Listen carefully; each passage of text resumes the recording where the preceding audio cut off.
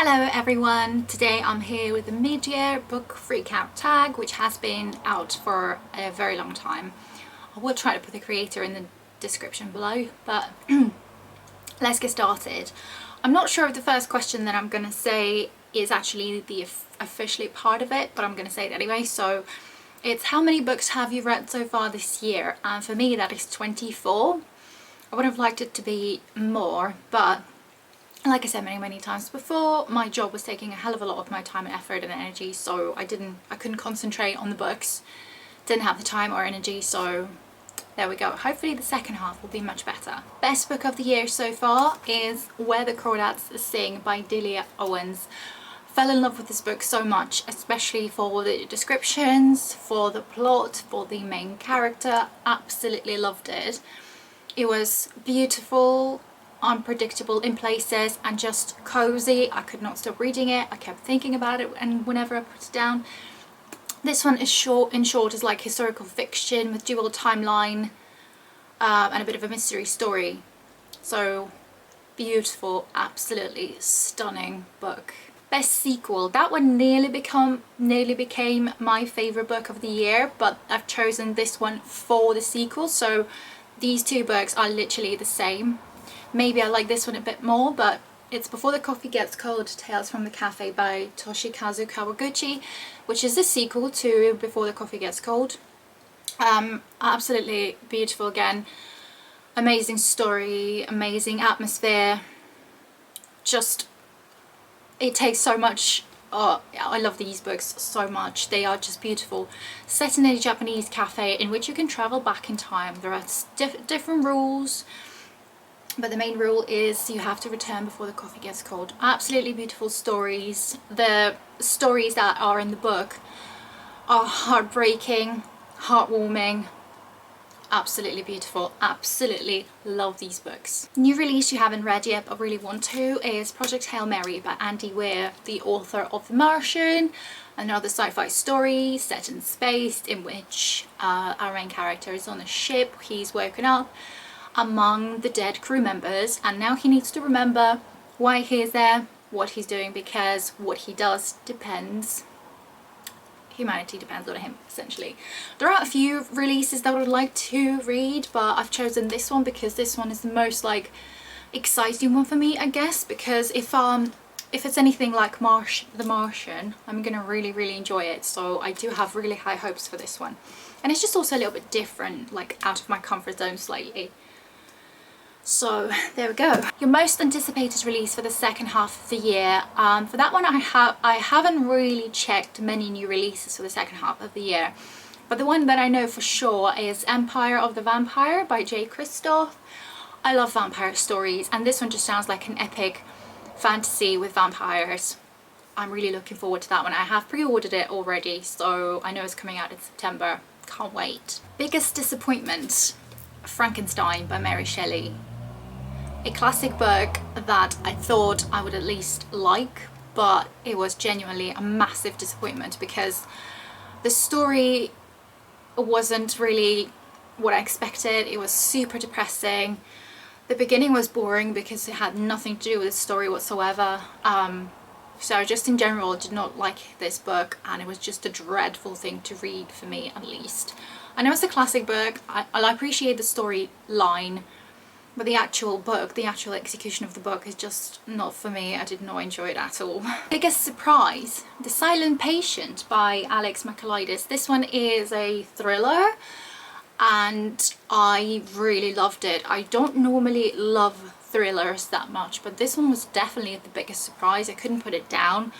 The twist was unpredictable, not something I expected. And like also with the books like this, I normally find the story of like psychotherapist or the person whose perspective we're getting, I find their story a bit boring normally and like unnecessary, but this one was really interesting because it was perfect. So I was really pleasantly surprised about this book, how much I actually really enjoyed it. It's definitely going to be one of my favorite books of the year for sure, I think. So it was really good. Favorite new author, I think now I can definitely say it is Toshi Kawaguchi. I've read 2 books by the author.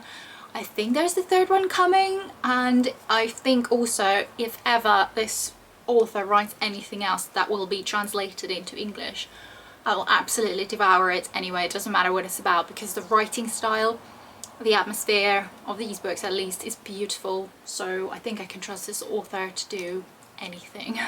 Favorite new character? Gray from A Curse So Dark and Lonely. The second book though was a little bit of a letdown, because in the second book I feel like it didn't go into the direction that I wanted to, and I'm not sure I was a fan of Gray as much as I was in this book. But in this book he was so intriguing, so like I wanted to learn more about him. I still liked him in the second book, still need to finish the third one just to see what I think of the trilogy as a whole. But he's definitely my favourite character of the year, because he's also the one who I can think that stands out for me. I can't necessarily remember other characters from other books, but he definitely stands out for me. So great. Next question is new fictional crush. I don't really do that kind of thing, so again I don't really have the answer for that. A book that made you cry. There have been a couple, but I've chosen again the same one, Before the Coffee Gets Cold, again because this is just like the most, I think I cried the most in this book rather than any others. I think I cried in Where the Crawdads Sing, and like I said, a couple of other books that are not mentioned in here. But this one was the most like emotional for me, so I think I cried the most in this one. A book that made you happy is The Ghost of Thomas Kemp by Penelope Lively.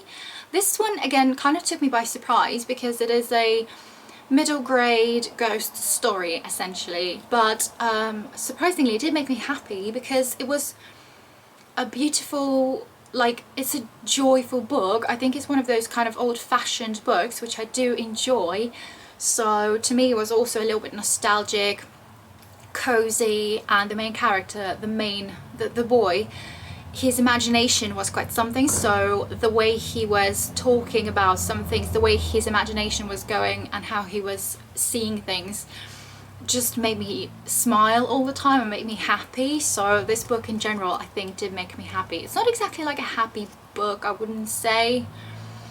Not necessarily a dark one either, but I did have a few happy moments whilst reading this one, so there we go. The most beautiful book you bought this year, that's gonna have to be Dangerous Women by Hope Adams, because look at the cover first of all, just appreciate this masterpiece of a cover, and then at the back as well, and then end pages. My god, they are the most beautiful end pages I have ever seen in a book before. Absolutely stunning.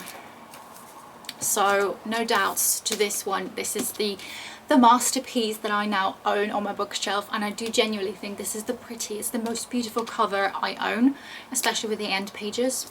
Absolutely stunning. Can't wait to read this one as well. It's another historical fiction that is also like a crime novel. Can't wait. There are so many books that I like to read, so that goes into the next question. Books that you need to read by the end of the year.